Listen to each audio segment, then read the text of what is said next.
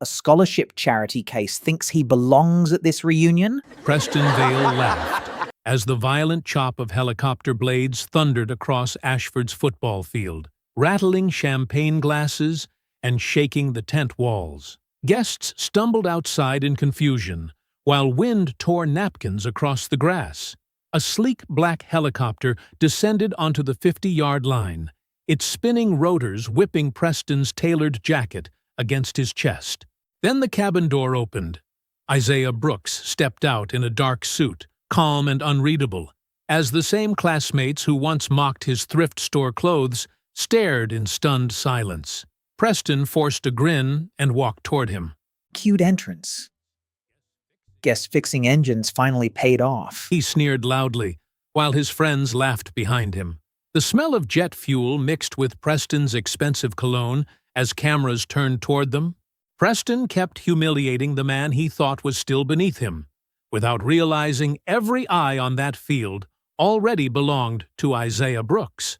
Before continuing, comment where in the world you are watching from, and make sure to subscribe, because tomorrow's story is one you can't miss. The crystal glasses clinked along the pristine white tablecloths as Ashford Preparatory Academy's football field transformed into a temple of success. Under the sprawling white tent, chandeliers hung from reinforced beams, casting golden light across the faces of men and women who'd spent 2 decades building careers, families, and fortunes. Naomi Bell stood near the entrance, watching luxury cars discharge passengers in evening wear. She straightened her modest navy dress, the nicest thing she owned but clearly not custom-tailored like what the others wore. As a public school principal, she existed in a different financial universe than most Ashford alumni. "Naomi, you actually came!" Jessica Whitman air-kissed her cheeks. "It's been forever. I just adore what you're doing with those underprivileged kids." Naomi forced a smile. "They're just kids, Jessica. Not underprivileged statistics." Of course," Jessica said, already scanning the tent for more important people to greet. At the center of the gathering stood Preston Vale, tall and polished in his tailored suit. He moved through the crowd like he owned them, because in many ways, he did. His real estate company employed some, his family's donations influenced others, and his connections intimidated the rest. Preston paused for photos beside an oversized check made out to Ashford Prep. His white teeth gleamed under the photographer's flash. "Subtle as always," Naomi muttered.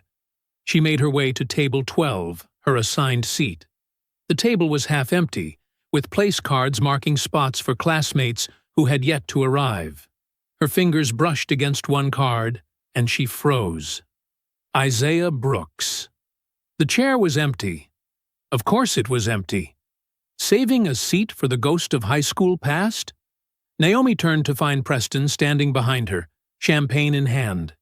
3 of his old friends flanked him, Marcus, Trevor, and Daniel, all wearing identical smug expressions. "He was invited like everyone else," Naomi said. Preston picked up Isaiah's name card, twirling it between his fingers. "Wasted postage. Guy probably couldn't afford the ticket price." Trevor snickered. "Last I heard, he was fixing cars somewhere off Route 9. "Did you actually hear that?" Naomi asked. "Or did you make it up just now?" "Come on," Marcus chimed in. "Some people peak in high school. Others never even get that far." Preston placed the name card back with exaggerated care. "Some people never rise above where they belong." The words hung in the air, ugly and familiar. Naomi felt heat rise in her chest. "Isaiah was the smartest student in our class before he was expelled," she said. "You all know that." Preston's smile didn't reach his eyes. "Smart? Maybe. Honest? No." Daniel laughed too loudly. "The watch incident. Man, I almost forgot about that." "It wasn't an incident," Preston corrected. "It was theft. Plain and simple." Naomi gripped her purse tighter. "He was framed, and everyone at this table knows it." The men exchanged glances, their faces hardening. Still defending lost causes, Belle? How adorable. Preston's voice dropped lower. Careful, though. People might start wondering why you're so invested in rewriting history. Naomi stepped closer. The truth doesn't need rewriting, Vale. It just needs witnesses brave enough to speak it. Around them, the reunion continued. Laughter bubbled over clinking glasses. A band played soft jazz near the bar. No one seemed to notice the quiet confrontation at table 12, or the way Preston's jaw tightened when Naomi refused to back down. Poor people always rewrite history when they fail, Preston said. It's easier than admitting they weren't good enough. Is that what helps you sleep at night? Naomi asked. Preston's friends shifted uncomfortably, but Preston maintained his composure. He checked his Rolex, undoubtedly worth more than Naomi's car. I have a speech to give, he said. You should listen carefully. I'm announcing something that will change the neighborhood forever. He smirked. Including that little clinic you've been so desperate to protect? Naomi felt her stomach drop. What are you talking about? But Preston was already walking away, straightening his tie as he approached the small stage at the front of the tent. The band finished their song, and the event coordinator tapped the microphone. Ladies and gentlemen, if you could please take your seats. Naomi remained standing, her eyes fixed on Preston's back as he climbed the steps to the stage. A tremor ran through the ground beneath her feet. At first, she thought it was her anger making her unsteady. Then she heard it. A rhythmic thumping, growing louder. Champagne rippled in glasses. The chandeliers swayed slightly. Conversations paused as heads turned in confusion. The sound became unmistakable, the heavy beating of helicopter blades, powerful and close. The tent walls began to shudder. Outside, the evening sky darkened as something large approached from above. Preston froze midway to the microphone, his eyes narrowing as he looked toward the ceiling of the tent. The beating grew deafening. The entire structure trembled now, napkins fluttering off tables, the band's sheet music scattering across the floor. The beating of helicopter blades grew louder, forcing conversations to halt as reunion guests stepped out from under the tent. They shaded their eyes against the setting sun, watching a sleek black helicopter circle Ashford's football field. The aircraft was imposing and modern, its polished exterior catching the golden evening light. "Who the hell?" Preston muttered, abandoning the microphone and hurrying toward the field's edge. The helicopter hovered dramatically before beginning its descent. Powerful downdraft sent programs and napkins flying across the manicured grass. Women clutched their dresses and expensive hairstyles, while men squinted up with expressions ranging from annoyance to awe. The roar was deafening now, impossible to ignore. This wasn't on the schedule, the event coordinator said frantically, chasing after Preston. The helicopter touched down precisely in the center of the football field where generations of Ashford students had played. The engines remained running, blades slicing the air as the passenger door slid open. A polished black shoe emerged first. Then a man in a perfectly tailored navy suit stepped onto the grass. He moved with easy confidence, unhurried and composed as he ducked under the still-spinning blades. The side of the helicopter displayed a logo in silver lettering, Brooks Horizon Air. Recognition rippled through the crowd. Whispers turned into murmurs. Is that? It can't be. Isaiah Brooks. He was taller than most remembered, his shoulders broader, his posture impeccable. The awkward teenager who once hunched to avoid attention now stood straight, commanding respect with his mere presence. His face had matured into sharp, handsome features that revealed nothing of his thoughts. Daniel, who had been laughing about the empty chair minutes earlier, choked on his champagne. Preston's friends fell silent, their earlier mockery evaporating into the evening air. The same people who'd been joking about Isaiah being too broke to attend now stared as if seeing a ghost. Preston quickly composed himself, forcing a wide smile. He walked forward with his hand extended. "Isaiah! What an entrance! We weren't sure you'd make it, old friend." Isaiah didn't even glance at Preston's outstretched hand. He surveyed the reunion setup with calm, measured eyes, taking in the expensive decorations and the faces of those who had once made his life miserable. His gaze found Naomi standing apart from the others, her expression a mixture of shock and vindication. "Isaiah," she said, her voice catching with emotion. She moved toward him, ignoring the stares. For the first time, Isaiah's face softened. He nodded to her with genuine warmth. "Naomi, it's good to see you." The brief exchange completed, Isaiah walked directly toward the stage, his steps unhurried but purposeful. The crowd parted instinctively, creating a path. Preston hurried after him, trying to regain control of the situation. "Ladies and gentlemen," Preston called out loudly, reaching for the microphone. "Let's welcome our classmate who's made such a dramatic entrance. I'm sure Isaiah is eager to catch up with everyone before my announcement." Isaiah reached the stage first. He took the microphone with a calm certainty that silenced the room. "I didn't come to impress anyone," Isaiah said, his voice deep and clear. "And I'm not here for champagne or reminiscing." The tent fell completely silent. Even the event staff stopped to listen. "Brooks Horizon Air has just secured the medical transport contract for the entire county hospital network," Isaiah continued, "which gives me particular insight into Preston Vale's plan to demolish the East Side Community Clinic." Preston's smile vanished. "That's a private business matter." "That clinic," Isaiah interrupted smoothly, "was partially funded through a scholarship trust established by working families in this community, including my grandmother, Ruth Brooks. A trust that was illegally absorbed by the Ashford Alumni Foundation 15 years ago." Murmurs swept through the crowd. Evelyn Vale, Preston's mother, stood rigid near the back of the tent, her face draining of color. "Your redevelopment project is now under federal review," Isaiah added, looking directly at Preston. "The paperwork was filed yesterday." Preston snatched a second microphone from the DJ booth. "This isn't the place for business disputes, Isaiah. Tonight is about reconnecting with old friends." "Friends?" Isaiah's expression remained neutral, but his words carried throughout the tent. "Is that what you call the people whose futures you destroyed? The families whose health care you're trying to eliminate?" He turned to face the stunned audience. "I didn't fly back to be admired. I came back because some debts don't disappear just because rich people stop talking about them." Isaiah handed the microphone to the speechless event coordinator, then walked to the edge of the stage. He looked directly at Preston, his eyes cold and determined. "You built your future on a lie," he said.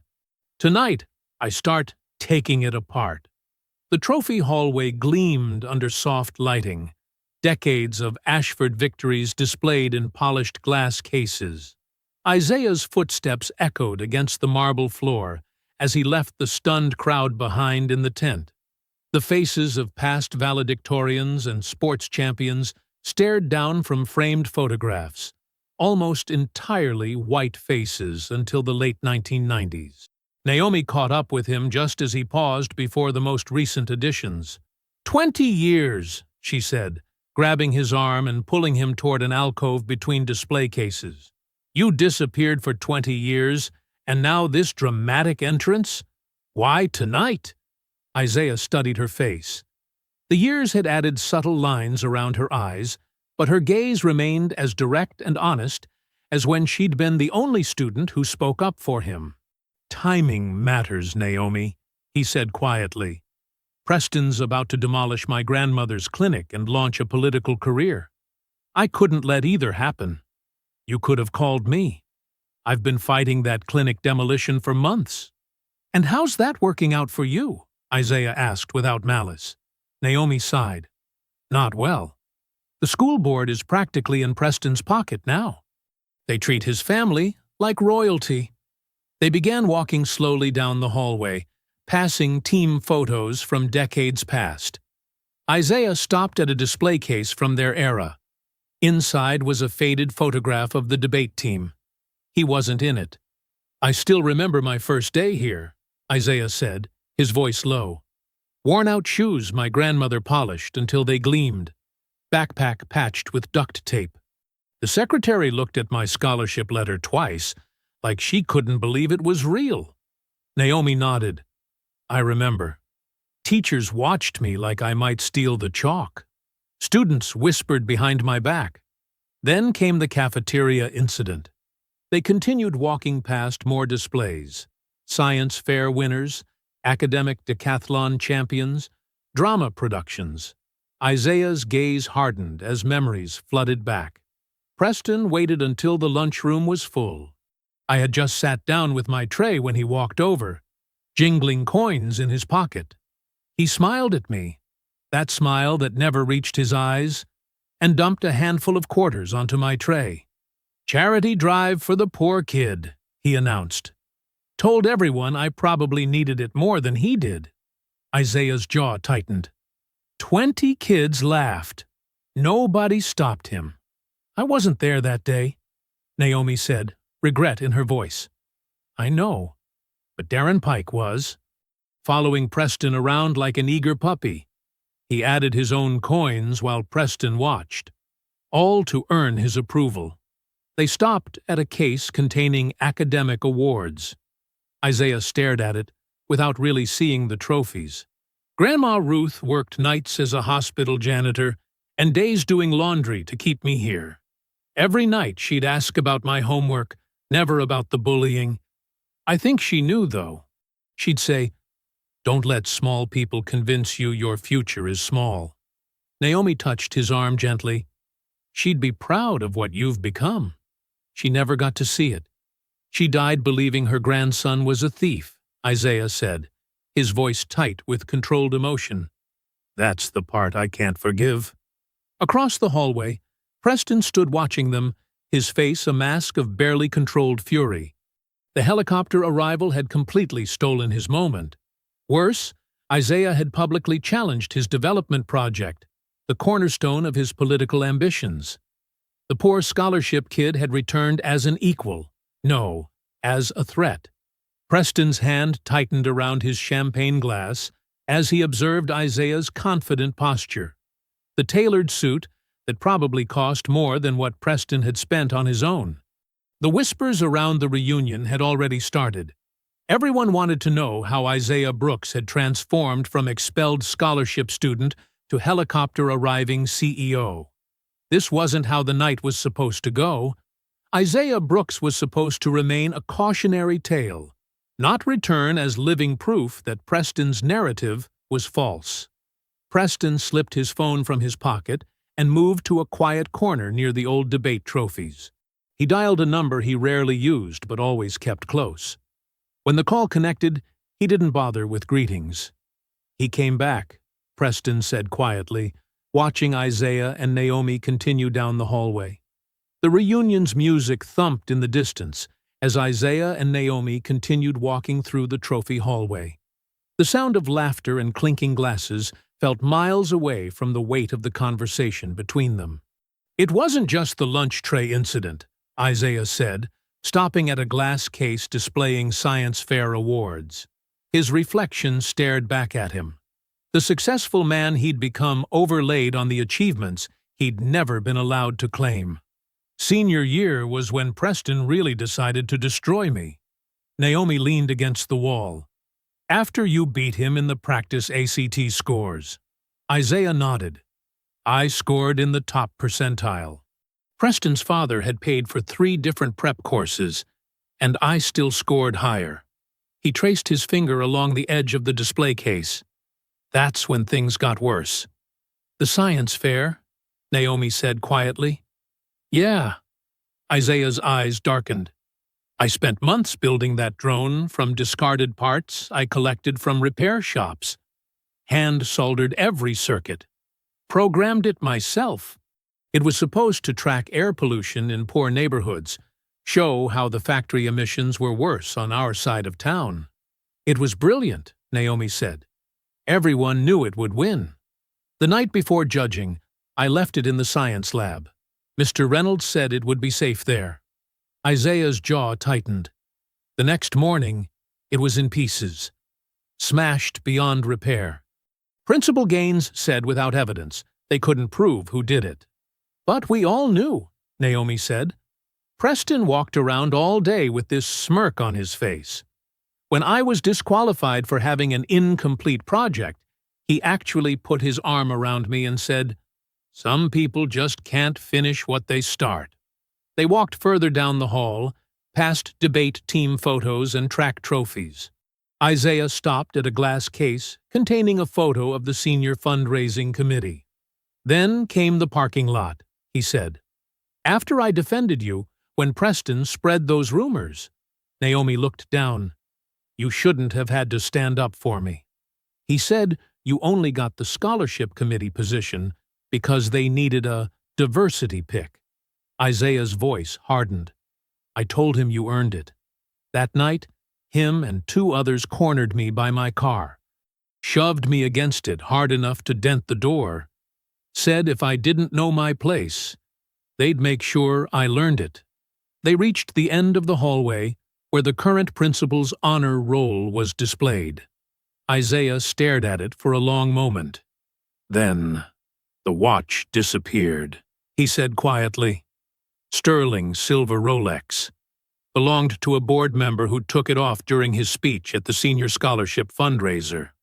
"I remember," Naomi said. "They found it in your locker the next day. I kept telling Gaines to check the security cameras, to look at the hallway footage." Isaiah's voice remained steady, but his eyes blazed with old pain. "He said the cameras had a technical malfunction that day. Just told me if I left quietly, they wouldn't press charges." "I wrote a statement," Naomi said. "I saw Darren hanging around your locker that morning. I gave it to Gaines myself." "That statement conveniently disappeared," Isaiah said. "Just like my future. All my college acceptances withdrawn. The MIT scholarship gone. Everything I'd worked for, erased overnight." Isaiah turned to face the gym doors, where beyond them the reunion continued as if nothing had happened, as if lives hadn't been destroyed in these very halls. Grandma Ruth came to school, wore her one good dress, the blue one she saved for church, begged them to reconsider. Isaiah's voice grew tight. Evelyn Vale was there, told my grandmother that some environments simply aren't suited for certain students. Naomi reached for his hand, but Isaiah had already moved away, his shoulders rigid with controlled anger. Grandma cried all night, not because she believed I stole that watch, but because she thought she'd failed me somehow. Isaiah's voice dropped lower. She died still believing that. Never got to see what I became. They stood in silence for a moment, the weight of 20 years pressing down between them. "They didn't just expel me," Isaiah finally said, looking directly at Naomi. "They erased me." The reunion tent buzzed with conversation as Isaiah made his way back to the crowd. The news of his arrival and announcement about the clinic investigation had spread through the attendees like wildfire. Some watched him with newfound respect, others with suspicion. But everyone watched. Preston Vale stood near the stage, his face a mask of composed confidence that didn't quite reach his eyes. When he spotted Isaiah returning, he nodded to the DJ, who lowered the music. With practiced ease, Preston stepped up to the microphone, tapping it twice to draw everyone's attention. "Ladies and gentlemen," Preston began, his voice smooth as polished marble, "I think we should all acknowledge our surprise guest of the evening." The crowd turned to face Isaiah, who stood calmly at the edge of the gathering. He didn't flinch under the sudden attention. "Isaiah Brooks," Preston continued, raising a champagne glass, "who made quite the entrance tonight. Helicopters do make an impression, don't they?" Nervous laughter rippled through the crowd. "It's always good to see an Ashford graduate succeed," Preston said, his smile tightening. Even one who didn't actually graduate. The tent fell quiet. Preston let the silence hang for a moment before continuing. For those who might not remember, Isaiah was asked to leave Ashford before graduation. Preston's voice hardened, due to the unfortunate incident with Dr. Westfield's watch. Isaiah didn't move, didn't blink, just watched Preston with the steady gaze of a man who had been expecting this moment.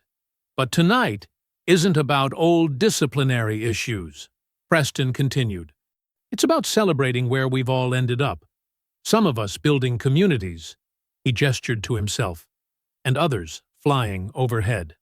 Murmurs spread through the crowd as people glanced uncomfortably between Preston and Isaiah. Naomi stepped forward, her voice cutting through the tension. That's enough, Preston. We all know what really happened. Preston's smile didn't waver. Naomi Bell, always defending lost causes. Truth isn't a lost cause, she fired back. Speaking of truth, Preston said, his voice dropping to a concerned tone that fooled no one who knew him. I heard your school board is conducting quite an interesting investigation these days. Something about misappropriated lunch funds? Naomi froze. The color drained from her face. Such a shame when trusted educators can't be trusted, Preston added, his eyes gleaming with malice. The room shifted uncomfortably. Preston had just publicly accused a school principal of theft. You don't know what you're talking about, Naomi managed, but her voice had lost its strength. Preston shrugged. Public records. Anyone can look them up. He turned back to the crowd. Now, let's get back to celebrating. The bar is open for another hour. The music resumed, louder than before, drowning out any chance for response. Preston stepped off the stage, accepting handshakes and shoulder pats from his inner circle, all while keeping his eyes fixed on Isaiah and Naomi. Isaiah moved to Naomi's side. Let's get some air, he said quietly. Outside the tent, the night air was cool against their faces. Naomi paced back and forth, her hands shaking. How did he know? She whispered. The investigation just started this week. What investigation? Isaiah asked. Naomi looked up at him, her eyes filled with hurt and anger. Someone claimed I've been diverting funds from my school's lunch program. It's completely false, but the board had to open an investigation. She shook her head. It started right after I organized parents against Preston's clinic demolition plan. Isaiah's jaw tightened. The clinic in Roosevelt Heights? The one my grandmother used to take me to? The same one, Naomi confirmed. Preston wants to build luxury condos there. I helped organize neighborhood meetings, got families to speak at the city council. Her voice trailed off as realization dawned. You think this is connected? I know it is, Isaiah said grimly. It's the same playbook. Frame someone for theft, destroy their credibility, remove the obstacle. But I didn't. Neither did I, Isaiah cut in. Truth never mattered to Preston. Only power. Naomi leaned against a nearby table, suddenly looking exhausted. 20 years later, and he's still ruining lives. Not this time, Isaiah said. This time we fight back. They turned as footsteps approached. Preston was walking toward the parking area, flanked by two men in expensive suits. As he passed, he slowed briefly beside Isaiah and Naomi. You both should have stayed small, he whispered, not even looking at them as he continued walking. The words hung in the air like poison as Preston disappeared into the night, leaving Isaiah and Naomi standing together under the stars, the sounds of the reunion continuing behind them, oblivious to the war that had just been declared. The morning sun slipped through the half-drawn curtains of Isaiah's hotel room. He sat on the edge of the bed, scrolling through his phone. His jaw tightened with each swipe. A local news blog had posted an article with the headline, Disgraced Former Student Returns to Threaten Beloved Community Donor. The article painted Isaiah as bitter and unstable, a man who couldn't let go of the past. It mentioned his dramatic helicopter entrance and described how he had disrupted a charity announcement with baseless accusations. The piece quoted an anonymous source calling Isaiah's behavior concerning and possibly motivated by jealousy of Preston Vale's success. There was no mention of the clinic demolition, the scholarship funds, or Naomi's situation. Isaiah tossed his phone onto the bed. The playbook was clear. Discredit him before he could tell his story. Make him look crazy and vindictive. His phone rang. The caller ID showed Marcus Johnson, Brooks Horizon. Marcus, Isaiah answered, keeping his voice steady. What is happening out there? His business partner demanded. I'm getting calls about you harassing some local developer at a school reunion. The hospital board is asking questions. It's complicated. We're 3 weeks away from finalizing the biggest contract in our company's history, Marcus said. This county hospital deal means expanding our fleet by 30%. It means jobs, Isaiah. Real jobs for real people. I know what's at stake. Then why are you picking fights with rich people at a high school reunion? Marcus sounded exhausted. The board chairman called me this morning. Someone sent him an article claiming you have a history of theft and instability. That's a lie, Isaiah said sharply. I know that, Marcus replied, but the chairman doesn't know you like I do, and the Vale family apparently knows everyone who matters in that county. Isaiah closed his eyes. Preston was moving fast, using connections built over decades to isolate him. I need a few days, Marcus. We might not have a few days. The board meets Thursday to finalize contracts. Tell them I'm handling a personal matter. Tell them— Isaiah, Marcus interrupted.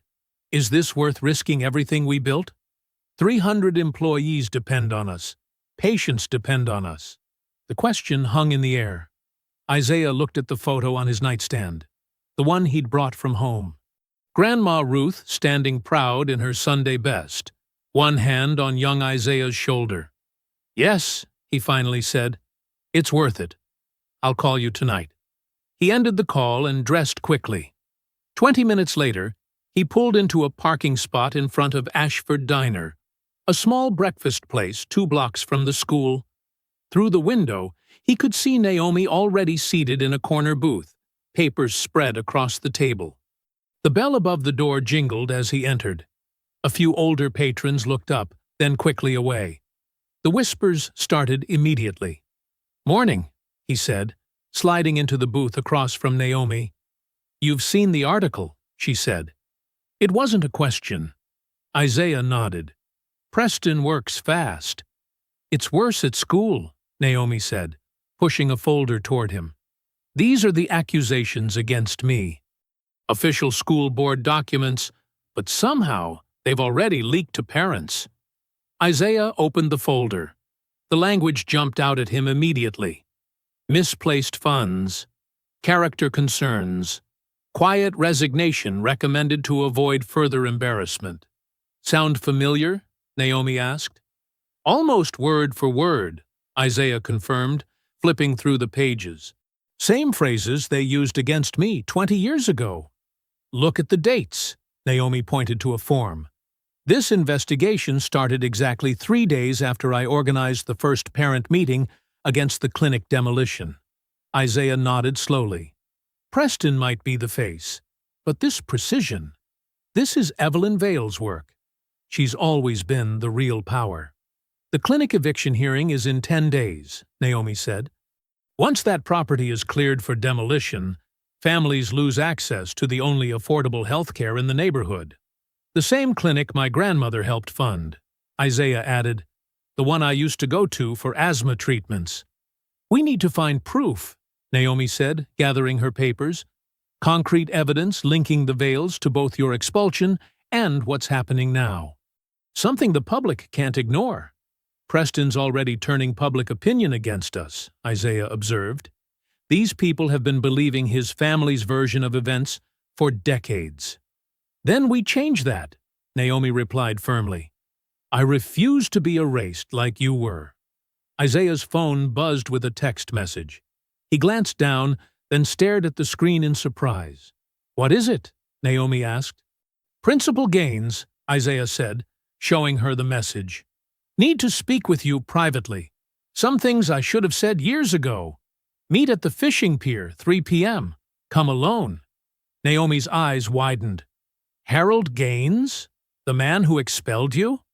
The same, Isaiah confirmed, putting his phone away.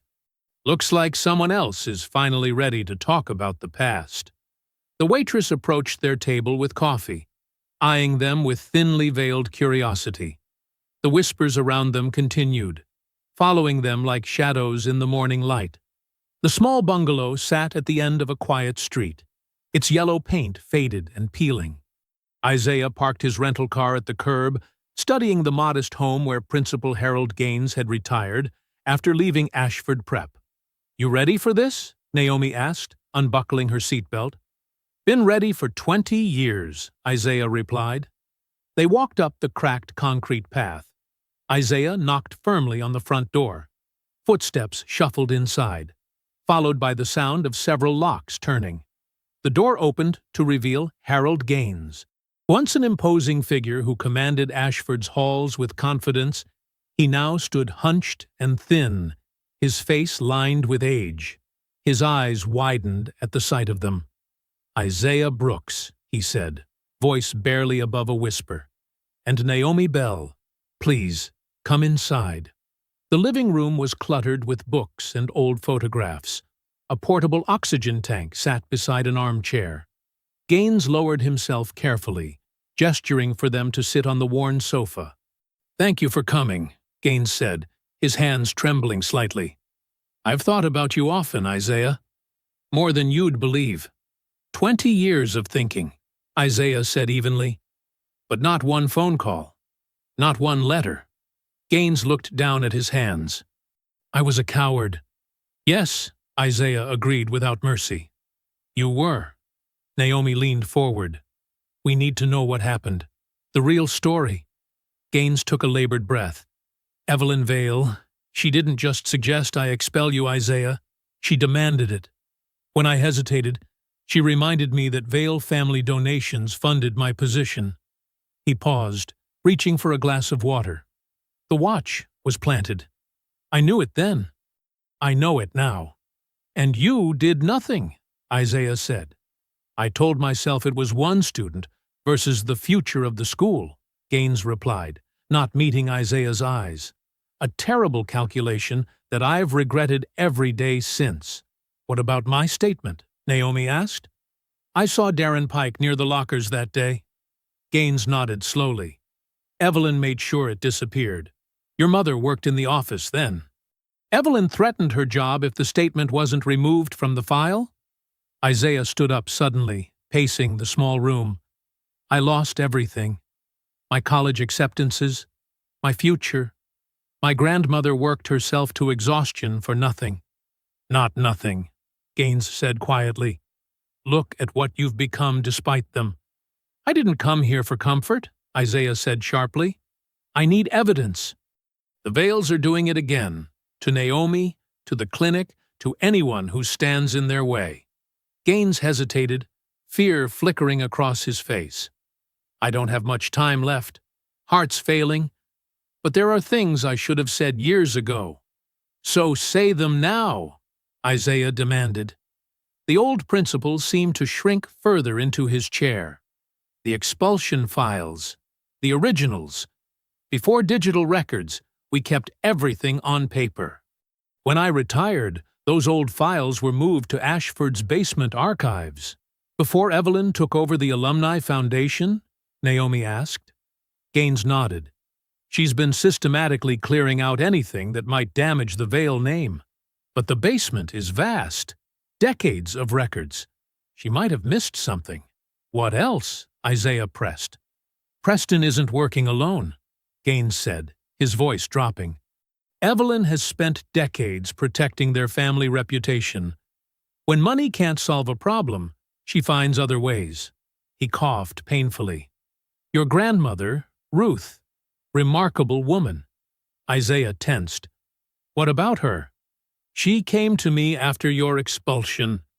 Said she'd been reviewing scholarship fund statements and noticed discrepancies. Money from the community trust being redirected. Gaines looked up at Isaiah. She was asking questions about where the clinic funding had gone. Isaiah froze. My grandmother never told me about this. She wouldn't have wanted to burden you, Gaines said. But Ruth Brooks was nobody's fool. She kept records of everything. Said she'd been watching the numbers since before you were expelled. What happened to her evidence? Naomi asked. I don't know, Gaines admitted. But if anyone would have documented the Vale's financial maneuvers, it would have been your grandmother. Isaiah stared at the old principal, a mixture of anger and revelation on his face. She knew. All those years watching me struggle after Ashford, she knew it wasn't just about a watch. Your grandmother was protecting you, Gaines said. The Vales are dangerous when threatened. Isaiah moved toward the door. We need to go. Naomi joined him, then turned back to Gaines. Will you testify to all this if we find evidence? The old man's face filled with shame. I should have done that 20 years ago. That's not an answer, Isaiah said coldly. Yes, Gaines finally replied. It's time I did the right thing. Outside, the afternoon sun was beginning to sink toward the horizon, casting long shadows across the neighborhood. Naomi took the car keys from Isaiah's hand. I'll drive, she said quietly. Where are we going? My grandmother's house, Isaiah replied, his voice tight with emotion. I kept it exactly as she left it. If she had evidence against the Vales, that's where it would be. Naomi started the car and pulled away from the curb. The setting sun painted the sky in shades of orange and purple as they headed toward Grandma Ruth's old house and secrets long buried. The streetlights flickered on as Isaiah pulled into the driveway of his grandmother's modest two-bedroom house. The small front yard, once meticulously maintained by Ruth Brooks, was now cared for by a neighborhood teenager Isaiah paid monthly. The roses she'd loved still bloomed along the walkway. You kept it exactly the same, Naomi said softly as they approached the front door. Isaiah nodded, his throat tight. I couldn't bring myself to sell it. Sometimes I come here just to sit, to remember. He unlocked the door with a key he kept separate from his others. The house smelled faintly of lemon furniture polish and the lavender sachets his grandmother had placed in every drawer. Nothing had been disturbed since his last visit. The worn sofa with its crocheted throw blanket, the small television, the framed photos of Isaiah in his Ashford uniform. I haven't been here in months, Isaiah admitted as he turned on the lights. The house illuminated around them, revealing a simple, dignified home that had been maintained with pride despite limited means. It's harder each time. Naomi stood respectfully in the living room, gazing at the photos on the wall. Your graduation should have been here, she said, touching a frame containing Isaiah's middle school certificate. All those years she worked for you. Isaiah moved toward the small back bedroom that Ruth had used as her sewing room. She never complained, not once. 2 jobs, bad knees, getting up at 4 in the morning. His voice trailed off. And now Gaines tells me she was fighting them on her own. The sewing room was exactly as Ruth had left it. A small Singer machine sat on a table by the window. Bins of fabric occupied one corner. Her reading glasses still rested on a worn Bible. Where would she keep important papers? Naomi asked, hovering at the doorway. Isaiah kneeled beside the table and reached underneath. She had a tin box. Christmas cookies used to come in it. His fingers found the metal container pushed against the wall. Here. He pulled out the rectangular tin, its lid depicting a snowy village scene. Inside were neatly bundled papers, secured with rubber bands, labeled in Ruth's careful handwriting. Bills, medical, Isaiah, Ashford, and clinic trust.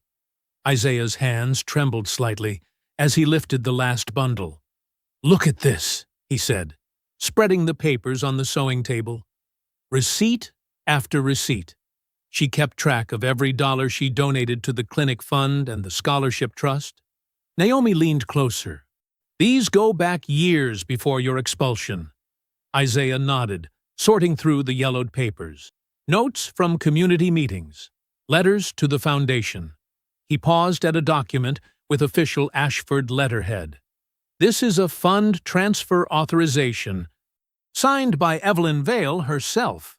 The paper showed that $75,000 from the Community Scholarship and Medical Access Trust had been redirected to an Ashford Capital Improvement account. "That's nearly half the annual clinic operating budget," Naomi said, reading over his shoulder. "And look at the date," Isaiah pointed.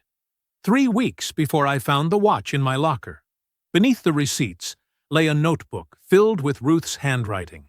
Page after page documented donations, meetings, and increasingly concerned observations about missing funds. Isaiah turned to the final entry. His breath caught as he read aloud, "They don't want questions about where the money's going. Principal says it's all proper, but won't show records. That Vale woman watches me like I'm dirt when I ask. Isaiah found some papers in the office yesterday. Said the numbers didn't match. I'm worried." Isaiah sat back, his face pale. "I barely remember that. I was helping in the office for extra credit. Saw some accounting sheets. That's why they needed you gone," Naomi whispered. "You were getting too close." As Isaiah processed this revelation, Naomi pulled out another envelope. "Isaiah, this is from my mother." Inside was a handwritten note on school secretarial paper. "Mrs. Brooks, I can't say much, but watch your grandson. I saw Evelyn Vale and Gaines removing files after hours. The ones about donations. Something isn't right. They know Isaiah was looking at the numbers. Be careful. Maria Bell." Naomi's eyes filled with tears. "My mother worked in the front office. She never told me." "She was protecting you," Isaiah said, "just like Ruth was trying to protect me." The weight of the discovery settled over them.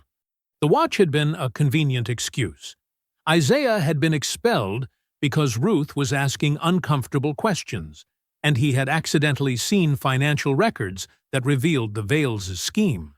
Isaiah gathered the papers with careful hands, returning them to the tin box. The evidence was clear. Evelyn Vale had diverted funds meant for working families and the community clinic into Ashford's capital accounts, which the Vale family controlled through the Alumni Foundation. 20 years, Isaiah said softly. 20 years of thinking it was just Preston's cruelty and a stolen watch. He closed the tin box with a soft click and looked up at Naomi. His expression hardened with resolve. "Now we know why they needed me gone."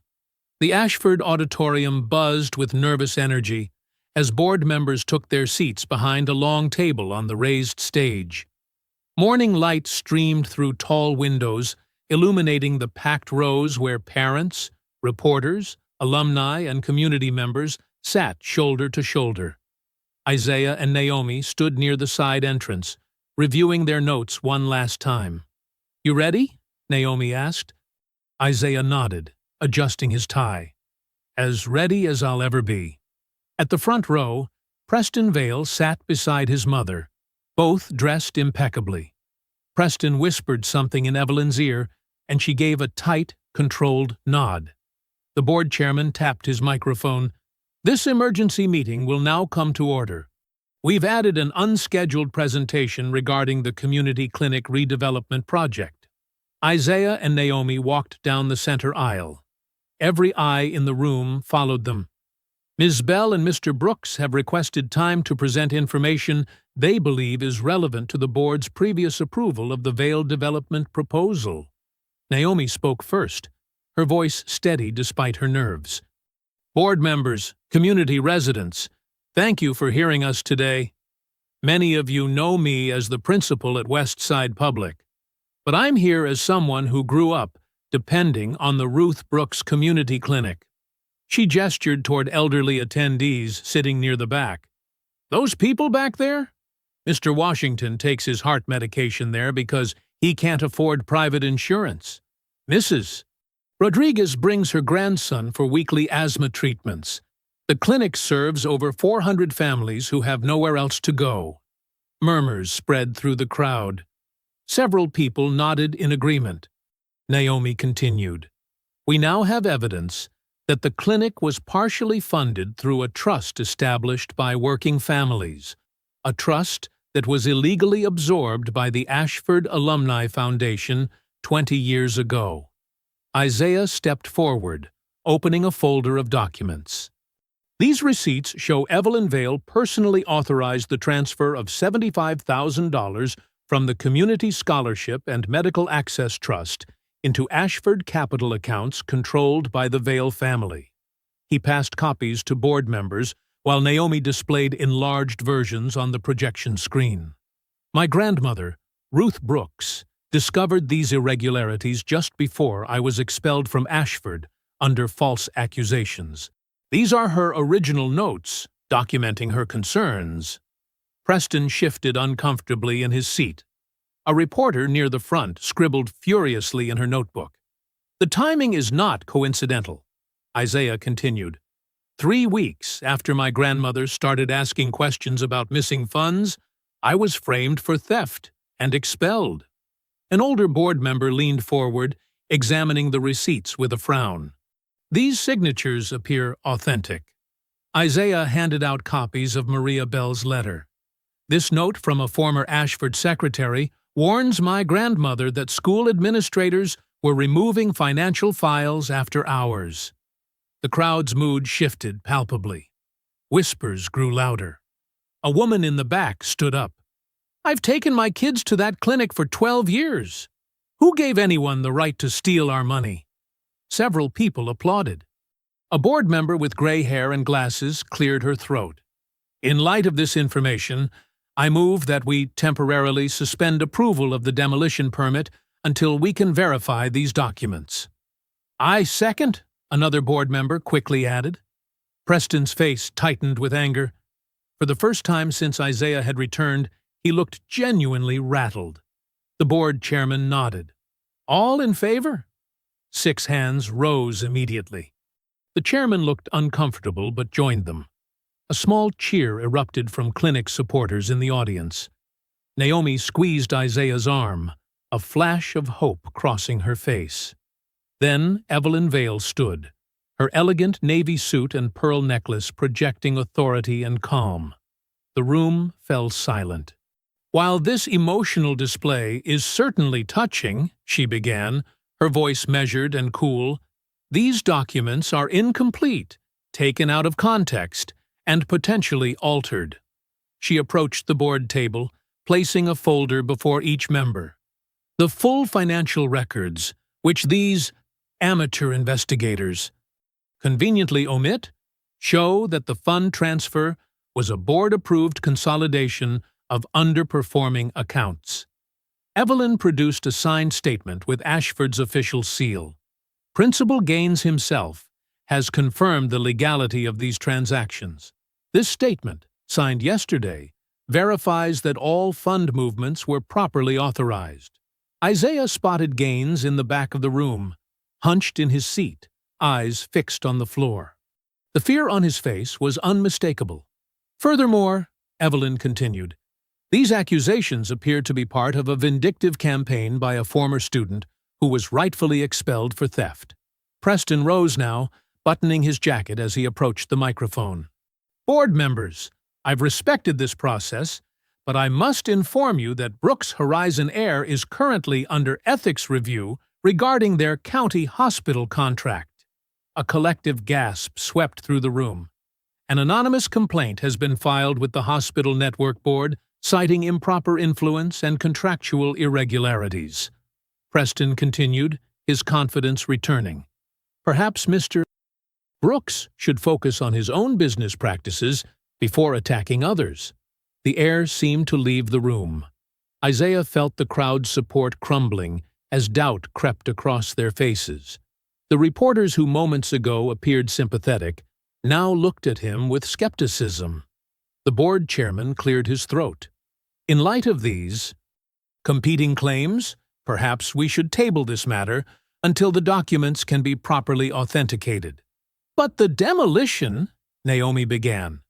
Will proceed as scheduled, the chairman finished firmly, unless conclusive evidence is presented. The meeting adjourned in a buzz of confused conversations. As people filed out, Isaiah watched clinic supporters leaving with defeated expressions. The momentum they had built had vanished in minutes. Preston passed by, close enough that only Isaiah could hear his words. "Nice try," he said quietly. "But some of us know how to play this game properly." The downtown Civic Hall glowed with spotlights, illuminating its grand columns as guests in formal wear stepped from luxury cars. A red carpet stretched from the curb to the entrance, where Preston Vale stood greeting donors, his smile practiced and warm. Across the street, a very different scene unfolded.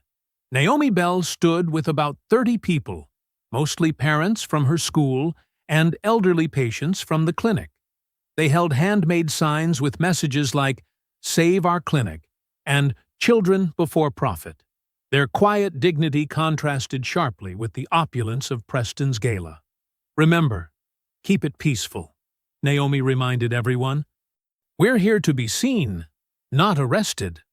An older man with an oxygen tank nodded. "Been coming to that clinic for 15 years. It's the only place that treats me like a person, not a number." A young mother bounced a toddler on her hip. "My son's asthma medicine costs 3 times more at the big pharmacy. We can't lose this place." Naomi squeezed her shoulder reassuringly. The protest had city permits. Everything was by the book. Isaiah's car pulled up at the edge of the gathering. He stepped out, his face tight with worry. His phone call with his business partner still rang in his ears. "Isaiah, for God's sake, stay away from that gala. The hospital board is watching. Preston's people are calling every contact we have. We could lose everything you've built." He approached Naomi, pulling her aside. "My partner thinks this is a trap." "Maybe," she admitted. "But these people need someone to stand with them. If I hide now, what message does that send to my students?" Isaiah noticed 6 police officers positioned along the perimeter, more than seemed necessary for a small, peaceful protest. Near the entrance, a news crew adjusted their cameras. Everything felt staged. "Preston's ready for us," Isaiah muttered. "Then we'll be ready for him," Naomi replied, handing him a sign. As the protesters began their permitted march along the sidewalk, Preston emerged from the hall, smoothly transitioning from host to concerned citizen for the cameras. The timing was too perfect. "We're simply trying to improve the neighborhood with modern facilities," he told the reporter, his voice a masterpiece of reasonable concern. "It's unfortunate that misinformation has created this opposition." The police officers suddenly moved toward the protesters. 2 headed directly for Naomi. "Ma'am, we need you to come with us," one said firmly. Naomi looked confused. "Why? We have permits." "We've received information about suspicious activity involving your vehicle." The crowd murmured as the officers led Naomi to her car, parked legally down the block. One officer pulled out gloves and opened her unlocked door. Within seconds, he emerged holding a manila envelope. "What is that?" Naomi demanded. "That's not mine." The officer opened it, revealing stacks of $100 bills. "Approximately $5,000, ma'am." "This is ridiculous. I've never seen that money before." Naomi's voice rose as understanding dawned. "Someone planted that. You're being detained on suspicion of embezzlement related to an ongoing investigation," the second officer stated, producing handcuffs. The protest dissolved into confused shouts as the officers cuffed Naomi's wrists behind her back. The news camera swung toward the scene, capturing everything. Isaiah pushed through the crowd. "This is a setup! She's being framed!" Preston appeared at the edge of the commotion, his expression a perfect blend of disappointment and concern. The camera followed him like a magnet. "As a school board member, this breaks my heart," Preston said, his voice carrying just enough to be picked up by microphones. "Our children deserve better than administrators who betray their trust." Isaiah lunged forward, but two security guards blocked his path as Naomi was led toward a police car. "Let me through," Isaiah demanded. "She's innocent." Preston stepped closer to Isaiah, positioning himself where the cameras couldn't capture both their faces and their conversation. "You came in a helicopter," Preston said softly, his public mask dropping for just one moment. "She's leaving in the back of a patrol car. That's the difference between noise and power."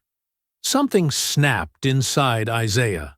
20 years of controlled rage erupted as he grabbed Preston by his tailored collar, knuckles white. "You planted that money," Isaiah growled. The cameras swung toward them, capturing only Isaiah's hands gripping Preston's collar, Preston's shocked expression, and security rushing to separate them. Preston didn't resist or fight back. He didn't need to. The image was worth more than any physical victory. As security pulled them apart, Preston straightened his jacket, looking wounded and dignified for the cameras. "This is exactly the kind of unstable behavior that concerns us all," he said loudly. By midnight, news alerts flashed across the city. Local principal arrested with unexplained cash, embezzlement investigation. Widens beneath it, a second headline appeared beside a freeze frame of Isaiah gripping Preston's collar. Helicopter millionaire. Assaults community leader. Charity gala erupts in violence. Isaiah sat alone at Grandma Ruth's worn kitchen table, his laptop open to a gallery of cruel headlines. The clock on the wall ticked past midnight, each second hammering the truth deeper. He had failed spectacularly. His fingers scrolled through one damning article after another, each worse than the last. Helicopter millionaire assaults community leader. Disgraced former student turns violent at charity event. Principal arrested with unexplained cash. The kitchen felt both foreign and achingly familiar. He had preserved everything exactly as Ruth had left it. The faded curtains with their yellow flower pattern, the ancient refrigerator that hummed too loudly, the wall calendar still showing recipes from 3 years ago. He'd paid to maintain the house, but rarely visited. Too many memories.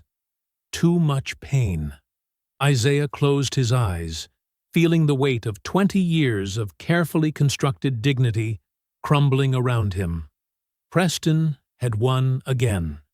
Not with facts or truth, but with power and perception.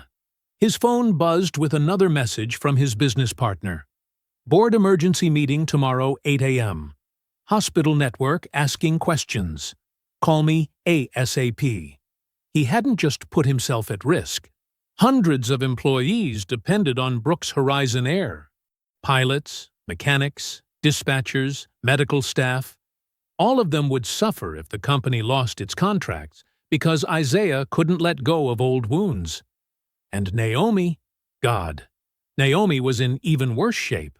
Arrested, publicly humiliated, her career possibly destroyed. "What was I thinking?" Isaiah whispered to the empty room. "Coming back here with a damn helicopter like I could just fly in and fix everything." His grandmother's voice seemed to echo in the kitchen. "Pride goes before destruction, baby." Had that been his mistake? Thinking he could beat Preston and Evelyn at their own game? Isaiah's phone rang, startling him in the quiet house. "Isaiah? It's Marcus, your pilot from tonight." Isaiah straightened, trying to sound professional despite everything. "Marcus. What's wrong?" "Nothing new with the helicopter, boss. Just finished the post-flight checks and was downloading the standard footage. Thought you should know the landing cameras were running during the entire reunion setup." Isaiah frowned. What do you mean? Standard procedure. We record all approaches and landings from multiple angles for safety and maintenance. The cameras kept running after we landed. Got about 3 hours of footage of that football field and the buildings around it. Something clicked in Isaiah's mind. Send me the files. Right now. 20 minutes later, Isaiah was hunched over his laptop, scanning through hours of aerial footage from the helicopter's external cameras. The angles were limited, mostly showing the football field and surrounding areas, but the quality was excellent.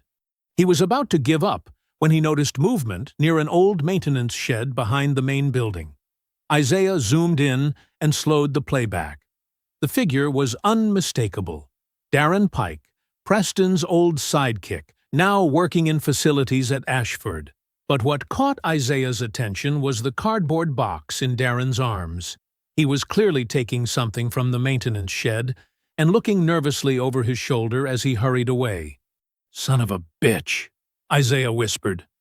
The timestamp showed this happened just before the helicopter landed, just before Isaiah made his entrance. Darren had tried to warn him behind the gym. He'd been nervous, guilty, looking over his shoulder before campus security chased him away. Darren had mentioned something about a security tape before fleeing. Isaiah's mind raced. If Darren had been removing evidence from storage just before Isaiah arrived, it must have been important. The timing couldn't be coincidence. His phone rang again. Naomi's name flashed on the screen. "Naomi, are you all right?" he answered immediately. "Released on bail. Suspended from my job. Otherwise, fantastic." Her voice was exhausted, but still had fight in it. "My lawyer says they have nothing solid, but the damage is done. The school board is meeting tomorrow to discuss my situation. I'm sorry I dragged you into this." "You didn't drag me anywhere, Isaiah. I was already fighting Preston before you showed up. The difference is now he's scared enough to frame me." She paused. "Are you giving up?" Isaiah looked at the frozen image of Darren Pike carrying the box. "No. I think we still have one path left." "What is it?" "Darren Pike. He has something Preston wants hidden.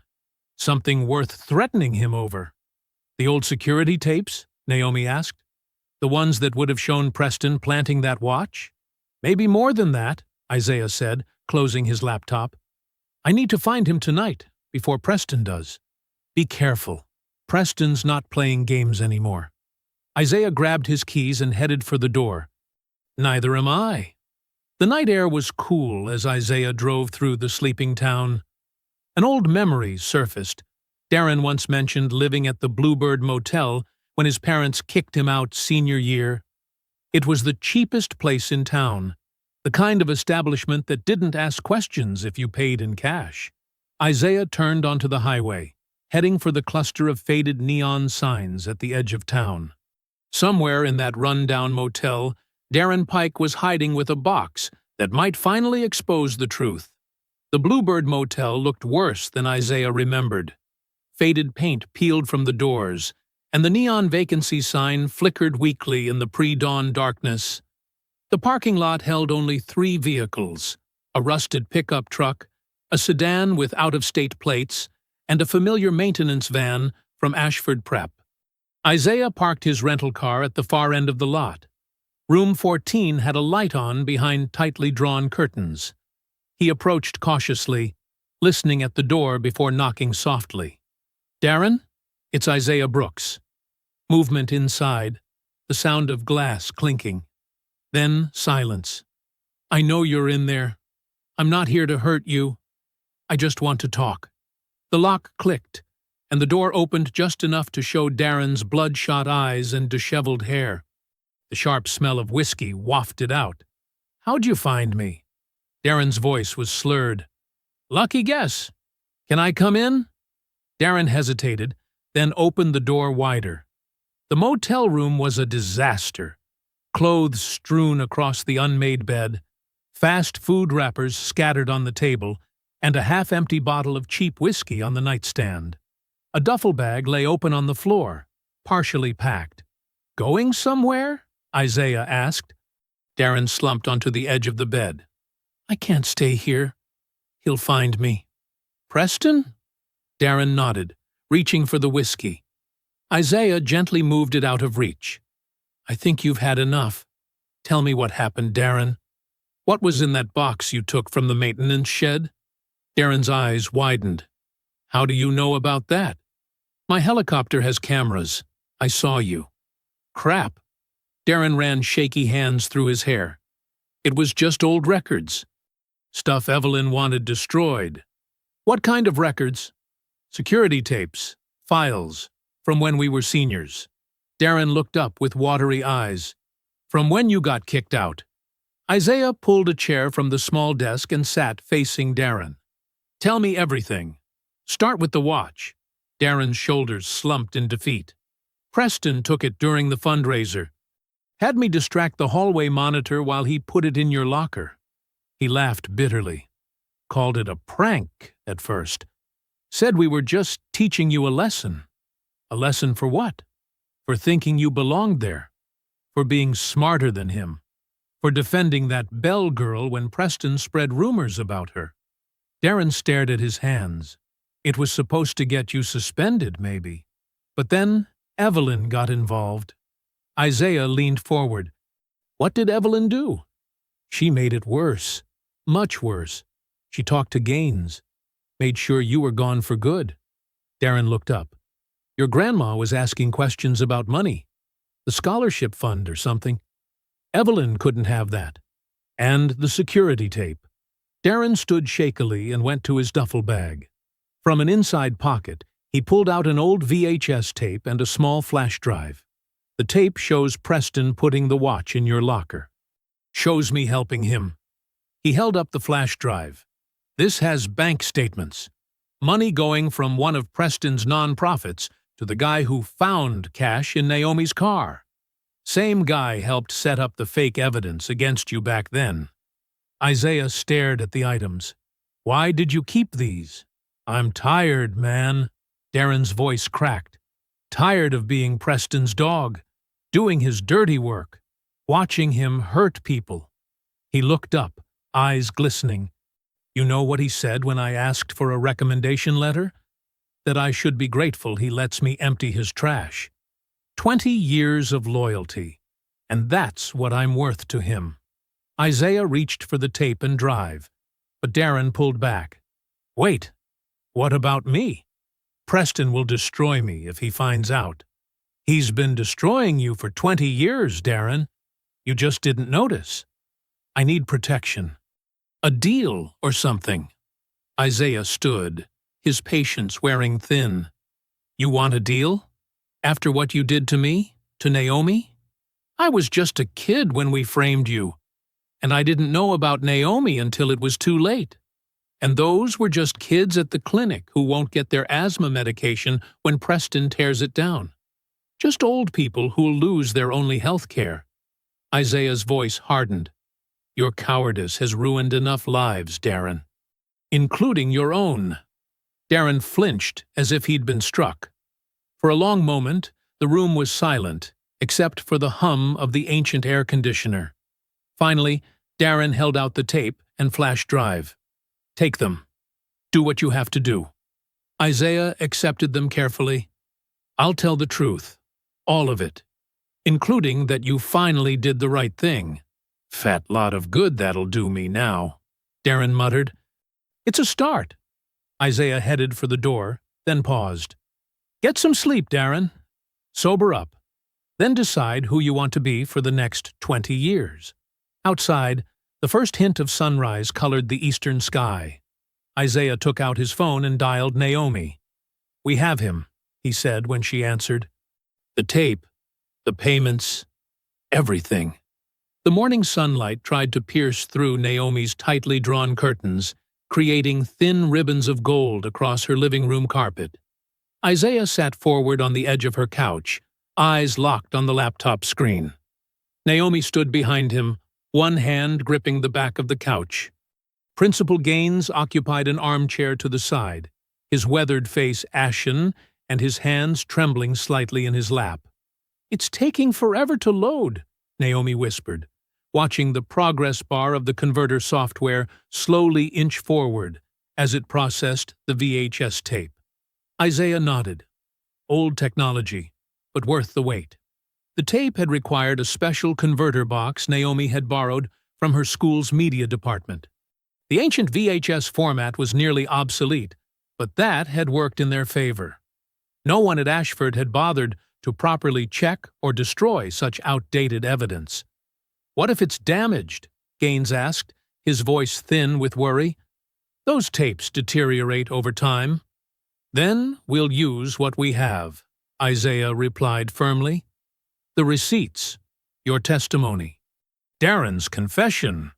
The progress bar finally reached 100%, and the screen flickered to life with grainy footage of Ashford's hallway from 20 years ago. The timestamp showed it was after hours on the day of the fundraiser. The three leaned closer as teenage Preston appeared, glancing furtively in both directions before approaching a locker. "That's mine," Isaiah said quietly. Young Preston worked the combination lock, obviously provided by someone with access, and slipped something inside. The watch. Then he closed the locker and hurried away, smirking. Naomi let out a slow breath. There it is. Proof. But the tape continued. Minutes later, the camera captured Evelyn Vale walking briskly down the same hallway, with a younger Harold Gaines struggling to keep pace. Their voices were faint but audible. "Mrs. Brooks is asking too many questions about the scholarship fund," Evelyn said sharply. "She's noticed the transfers." Gaines looked uncomfortable. "She has a right to inquire. Her family contributed." "A janitor doesn't get to question board decisions," Evelyn cut him off. "The Brooks boy needs to be removed before his grandmother gets any more information." "But he's our top science student," Gaines protested weakly. Evelyn's face hardened.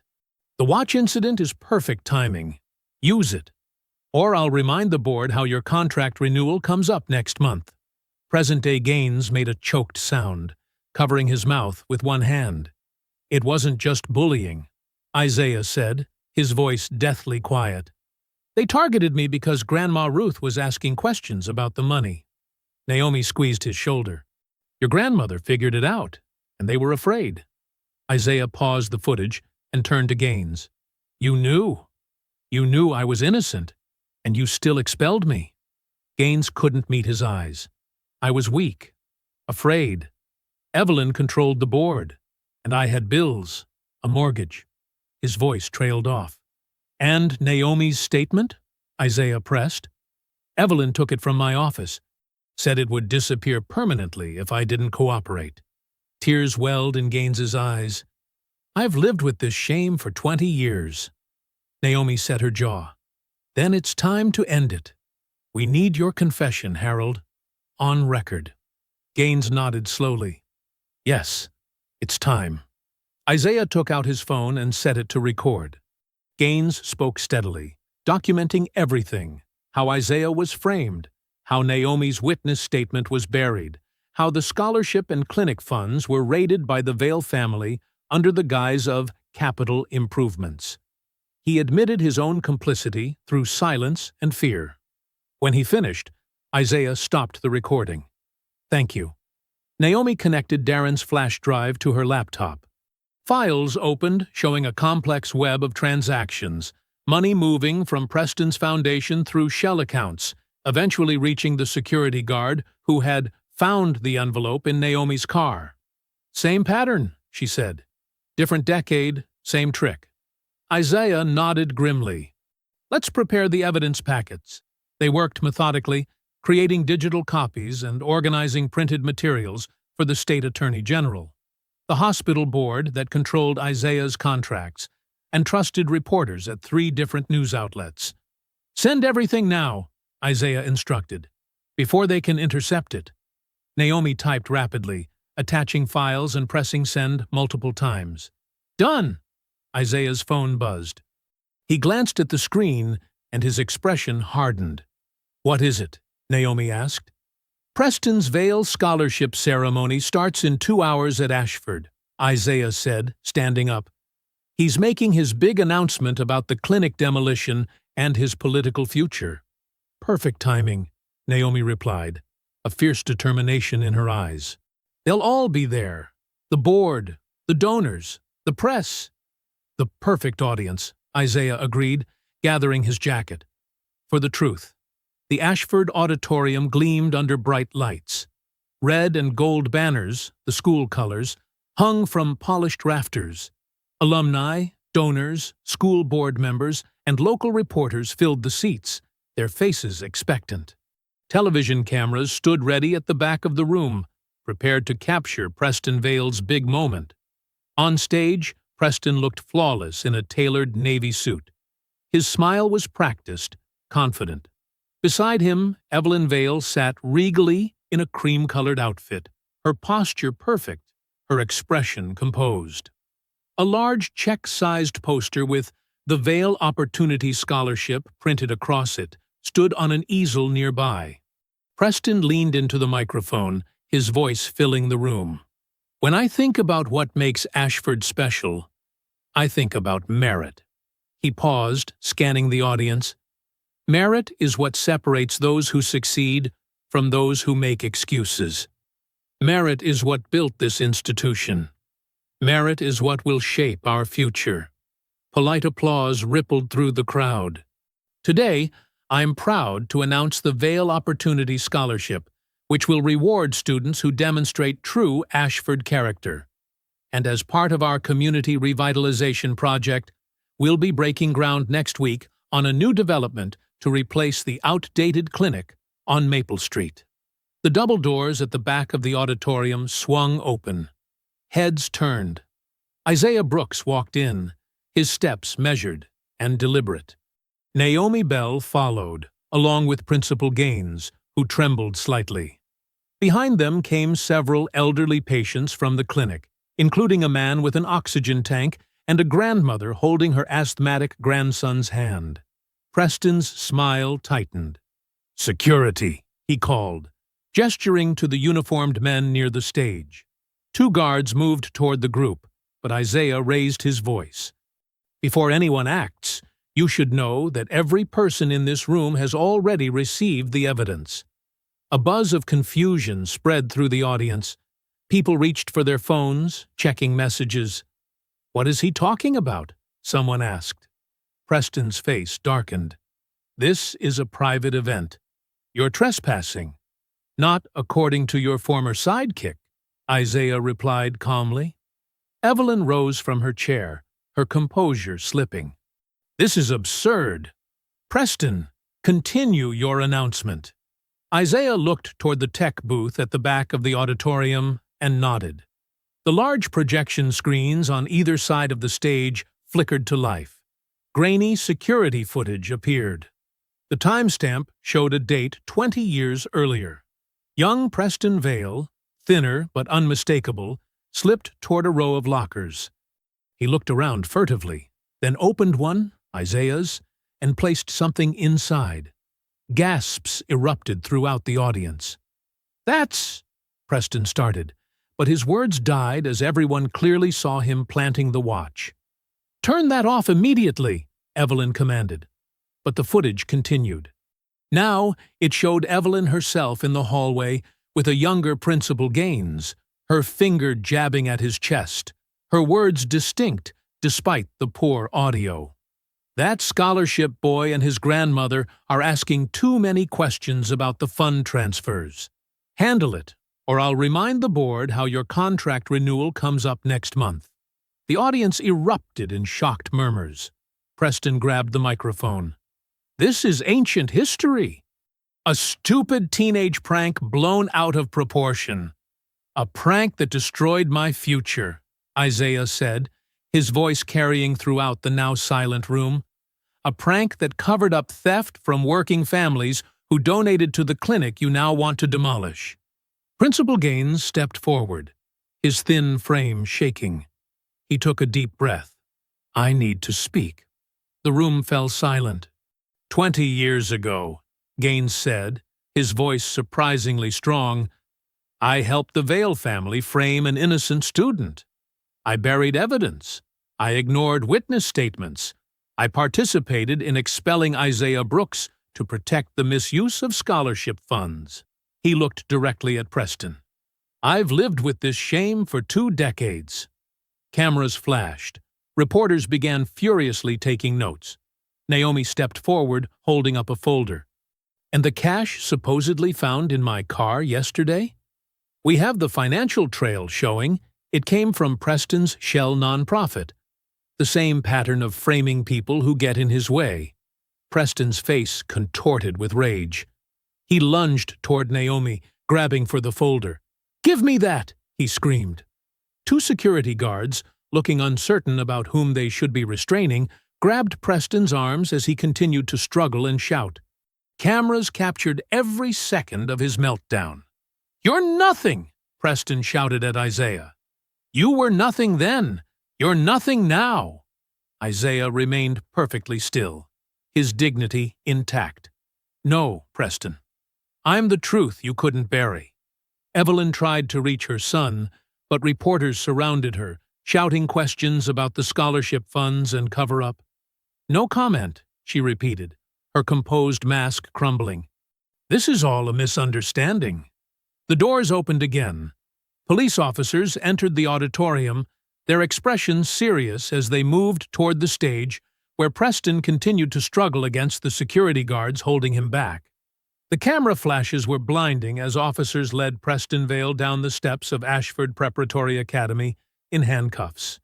His expensive suit jacket hung awkwardly over his restrained wrists. His face, once smug and confident, now burned with humiliation. "Mr. Vale, do you have any comment about the fraud charges?" a reporter shouted. Preston kept his head down, but his rage was visible in every tense muscle of his body. Behind him came Evelyn Vale, not in handcuffs, but flanked by 2 detectives. Her composure had finally shattered. The chairwoman, who had intimidated an entire community for decades, now looked small and brittle. Isaiah and Naomi stood on the edge of the crowd, watching silently as justice unfolded before their eyes. "I never thought I'd see this day," Naomi whispered. "Neither did they," Isaiah replied. As Preston was placed in the back of a police car, he caught Isaiah's eye through the window. The hatred in his glare was raw and unfiltered. Isaiah didn't smile or gloat. He simply stood tall, the truth finally having the last word. The school board president approached them, looking flustered and apologetic. "Ms. Bell, on behalf of the board, I want to personally apologize. Your suspension is lifted, effective immediately. We'll be making a public statement clearing your name this afternoon." Naomi nodded, her eyes bright with unshed tears. "And the clinic?" Isaiah asked. "The demolition permit has been frozen pending full review. Given today's revelations, I don't think that project will be moving forward." An elderly man pushed through the crowd toward them, leaning heavily on a cane. His breathing was labored. "You the one who saved our clinic?" he asked Isaiah. "We all did," Isaiah replied. The old man shook his head. "My grandson gets his asthma treatments there. Same condition your grandma used to bring you in for. Without that place, families like ours got nowhere to go." Isaiah placed a gentle hand on the man's shoulder. "The clinic isn't going anywhere. I promise you that." Reporters surrounded them, shouting questions about the scholarship funds, the false accusations, and what would happen next. Isaiah raised his hand for quiet. 20 years ago, the Vale family buried the truth because they thought money could erase it. Today proves that some debts don't disappear just because rich people stop talking about them. 3 weeks later, the local paper carried a headline that stunned the entire community. "Vale pleads guilty to fraud. Clinic saved as scholarship theft exposed." Beneath it, a smaller article announced, "Ashford Prep to hold correction ceremony for wrongfully expelled student." The auditorium was packed with current students, community members, reporters, and many of Isaiah's former classmates, The same people who had once laughed as coins were dropped on his lunch tray. Principal Gaines, despite his health and pending legal issues, insisted on attending. He sat in the front row, his face lined with the weight of his long silence. Naomi, officially reinstated as principal at her school, took the stage first. "Today isn't just about correcting a 20-year-old injustice," she said. "It's about acknowledging that systems fail when power goes unchallenged. Isaiah Brooks didn't just fight for himself. He fought for every student who was ever made to feel they didn't belong." The current headmaster of Ashford stepped forward, holding a diploma. "Mr. Brooks, this diploma was earned through your academic excellence and denied through institutional failure. On behalf of Ashford Preparatory Academy, I present you with the graduation recognition that should have been yours 20 years ago." Isaiah stepped onto the stage. The applause was thunderous. He accepted the diploma, feeling its weight, not because he needed Ashford's validation anymore, but because lies should never stand uncorrected. "I don't accept this for myself," Isaiah said, his voice strong. "I accept it for my grandmother, Ruth Brooks, who worked 2 jobs to keep me here. I accept it for every student who was ever told they didn't belong in rooms like this." He paused, looking out at the faces watching him. "Today, I'm announcing the creation of the Ruth Brooks Flight Fund, which will support students pursuing aviation, emergency medicine, engineering, and public service. The first major grant will preserve and expand the community clinic, which will be renamed the Ruth Brooks Community Health Center." Cheers erupted from the clinic families seated in the back rows. "Never confuse being unwanted in a room with being unworthy of the room," Isaiah concluded. "That's the lesson I want future generations to learn." Later that afternoon, Isaiah stood on Ashford's football field beside his helicopter. The gleaming black aircraft sat where he had landed it that first night, but everything else had changed. Naomi stood beside him, along with families from the clinic, community elders, and wide-eyed children who gazed at the helicopter with wonder. A young boy, maybe 9 years old, tugged on Isaiah's sleeve. "Does this helicopter really belong to you?" he asked. Isaiah smiled down at him. "It belongs to everyone who was told they'd never rise." The pilot started the engines. The familiar sound of rotors spinning up filled the air, but now it wasn't a sound of confrontation. It was the sound of promise.